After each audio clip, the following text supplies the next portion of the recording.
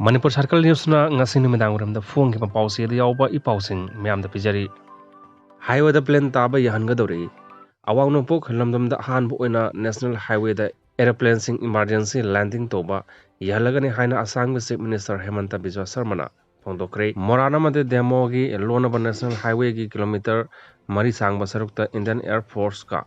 khusamnaraga plane sing emergency landing toba yahanabagi thorang paikhatle October thadadi thawrangasi thabakta onthokpa hauragani National Highway Infrastructure Development Corporation Limited na paikhaliba yamna maru iba thawrangasi maram moraga khudong thiba nangadoriba plan sing emergency landing tohantuna mioi kya gi punsi kanba ngamlagani hari Manipur gi CSO sing gi mihut 18 ga MIC gi team ga Delhi da wari sanakhre Manipur da hojik tholiba tangdu leita da phibam asi loisinhanaba pandam gi makhada Ministry of Home Affairs MIS na Kauraktuna State asigi Civil Society Organization CSO singi mioi 18 ga MISA gi team ga ngasi ayuk pung 13 makhai da wari sanakhre ngasi gi wari sanaba duda CSO singi apunba team aduga Ministry of Home Affairs ke official Marina Saba team ga Subramani Bharati Marks area da laiba MISA gi office ta pangthokhi Delhi da phangba pauna hai CSO gi mihutara mapanadu gi manungda amuko gi advisor Ito Tongbram Senior Member S Bobon Vice President S Sanjoy Vice President Dr. Norendra Thokcham Vice President K.I.S. Rajen Vice President Kojam Santos amasung Secretary General Pratap Slechangthem yawi Fox ki maikai de gi sulupasi gi President BM Yaima Spokesperson Ngangbam Jameson Consultative Member Puyam Rakesh Singh amasung Finance Secretary Khatrimayum Chandra Kumar Singh ni Kokomi ki maikai de ki lupasi ki Coordinator Khuraijam Athauba Senior Member YK Dhiren Senior Member Y Surjit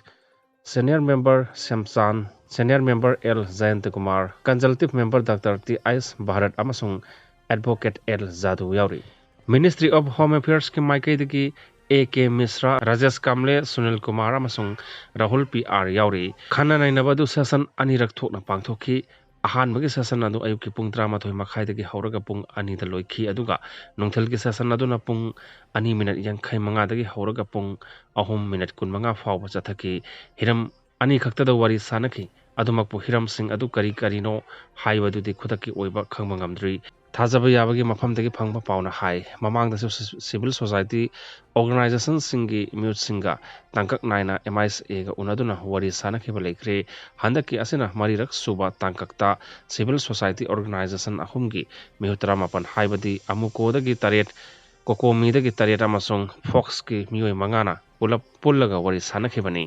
handak unakiba asi yamna maru oiba tangkak hamani state asida khundari ba kanglup khudingmak sing manipur gi mafam amada maning tamna chachaba yadabadagi matangda nakal ani gi marakta maru oiba wafam oina wari sanarangani haina launari Churachandpur da sakhangdaba singi ambusta nupi ama yauna mioi mari lekhidre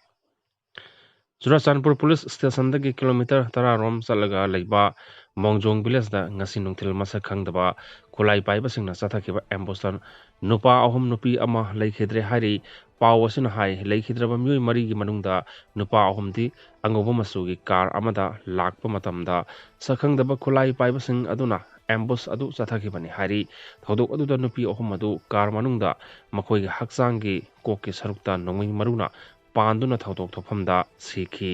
aduga nupi amana lambi da sikhibani hari leikhidra mioi adu jau phurukki mioi oigani hari thodok thophamdagi kapthokraba nongmai tokning gyaso police na phangde hari leikhidra nupi adu